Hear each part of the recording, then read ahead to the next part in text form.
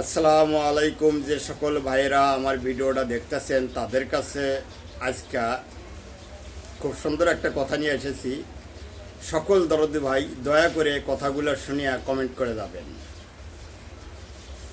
আপনার মা আপনাকে গর্ভে রাখিয়া কোরআন পড়িয়েছিলেন আপনি যেন ভালো ধার্মিক হইতে পারেন।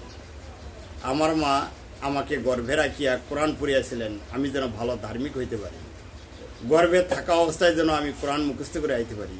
আপনার মারও এরকম একটা ধারণা ছিল আপনি যেন গর্ভে থাকা অবস্থায় কোরআন মুখস্থ করতে পারেন।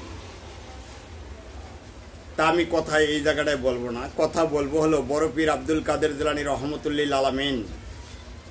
উনি ওনার মায়ের গর্ভে 18 পারা কোরআন মুখস্থ করে দুনিয়াতে আসিয়েছেন, বিধানে পাওয়া যায়।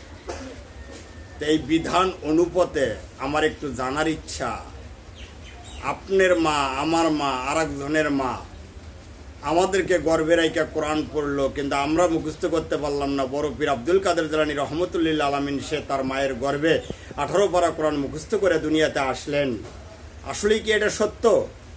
না, তার আগের জন্মে কোনো কর্ম ছিল, তার আগের জন্ম একজন অলি ছিল, তার আগের জন্ম একজন প্রখ্যাত জানিয়াওয়ালা ছিল।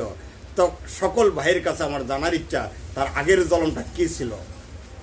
যদি কোনো ভাই জানা থাকেন তো একটু বলিবেন যে বড় পীর আব্দুল কাদের জিলানী রহমতুল্লিল আলামিন তার আগের জন্ম এই অলি ছিলেন, এই গাউস ছিলেন, এই কুতুব ছিলেন, যার জন্য সে মায়ের গর্ভে 18 পারা কোরআন মুখস্থ করে দুনিয়াতে আসিয়াছেন।